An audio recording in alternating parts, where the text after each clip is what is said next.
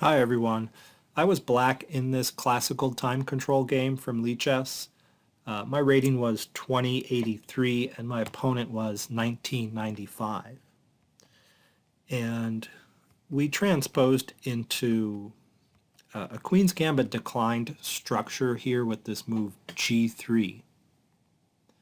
Okay, I played Bishop E7, Bishop G2, I castled, Knight F3, and now I would like to play C5 at some point. But if I do it here, I don't want to face C takes D5 and then E takes D5 and get an isolated queen spawn. So instead, I capture on C4 first to avoid that isolated queen spawn. And my opponent tries to get the pawn back with queen A4.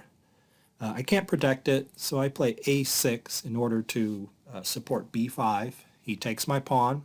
I gain a tempo on the queen, and then I fianchetto my bishop. And I feel good about this position. I think I've equalized already. He castles.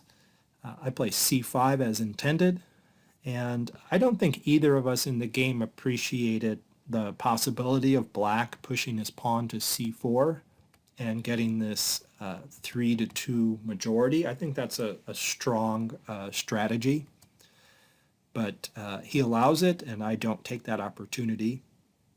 I just play queen to b6, and then rook ac1, knight bd7, just connecting rooks, developing and supporting the c5 square.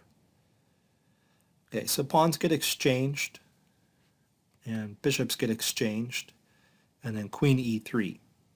That pins my knight, but I'm in no danger because I have the move knight to d7, knight from c to d7 to support the queen. Okay, rook a c8, supporting c5 further. b4 drives it back to d7, and the queens get exchanged. It's perfectly equal in this position. I do like the fact that I have this outpost on c4, and I'm closer to it than white is to the corresponding outpost on c5. Rook fd1, natural file for that rook. Knight fd5, knights get exchanged. The pawn on a2 is hit, so he advances it to a3.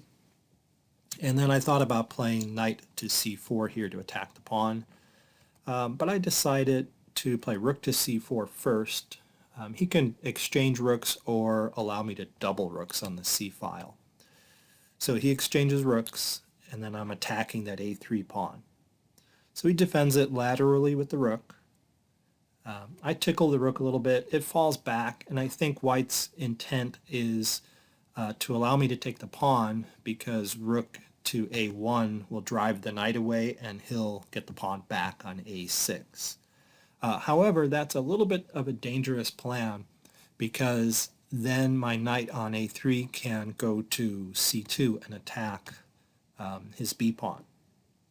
And so I may get an extra pawn from this position here. I played bishop to d5 instead of taking that pawn. I did some analysis and it was quite difficult. This is a possibility that might have occurred. Knight takes a3, rook to a1, knight to c2, attacking this pawn. So he gets his pawn back.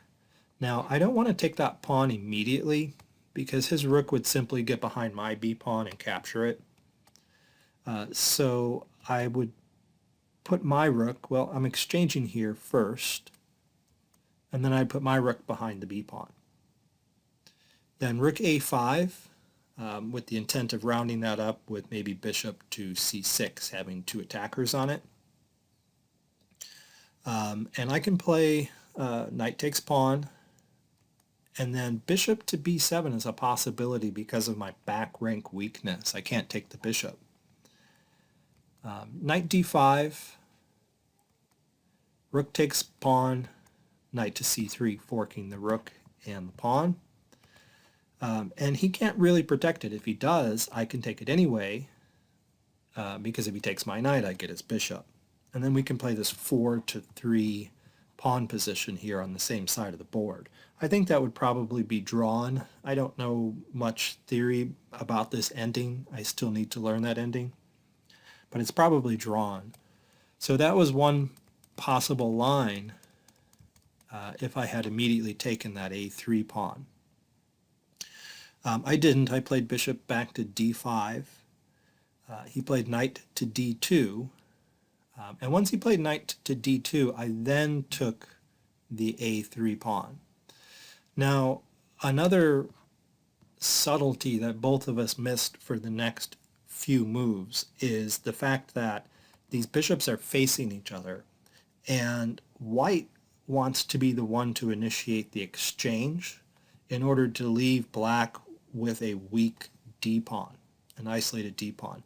Black doesn't want that to happen, so black should be the one to initiate the exchange if given the opportunity. And I should have done that.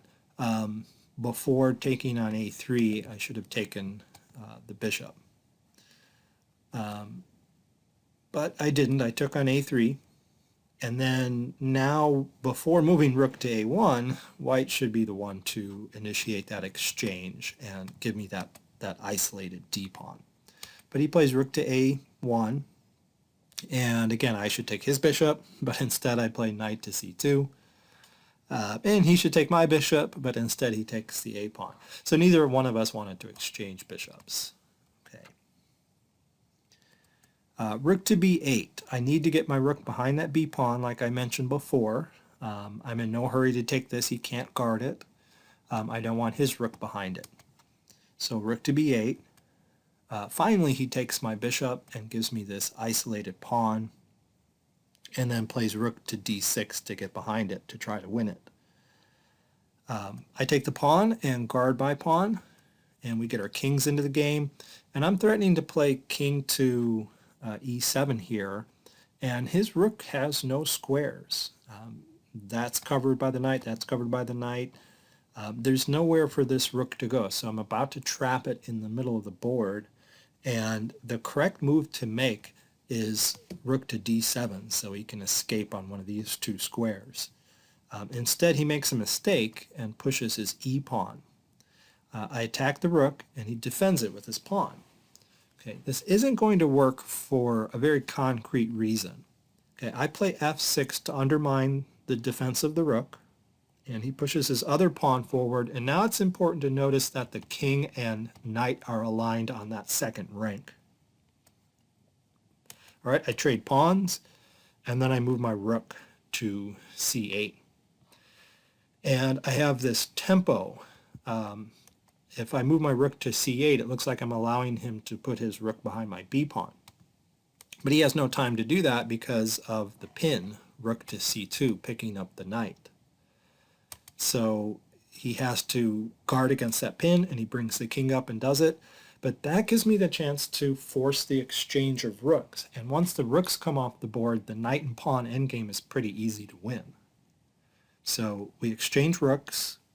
His king comes up, my king goes up, and I'm threatening to win this e-pawn. He ignores it. He plays knight to f1, but he really had nothing he could have done anyway. Knight to f3 to defend just allows me to push this pawn. And either his king or his knight has to go over to protect against that pawn queening, and then he'll lose this pawn. So there wasn't much to be done. So he plays knight f1. I take the pawn, and now I have two clear pawns, and it's pretty easy. Here I have to be careful. I don't want to advance the pawn because of this fork, and he's going to pick up a pawn. I probably still would be winning with the extra pawn, but I don't want to throw a pawn away. So I play knight back to c6 to guard the pawn. His king goes up. b3. You want to push your passed pawns as much as you safely can without losing them. Knight to a3. d4 check. King to d3. My king comes up. And now it's a pretty easy finish. King to d2. Bring your king up further. You want to always advance with your king in the endgame.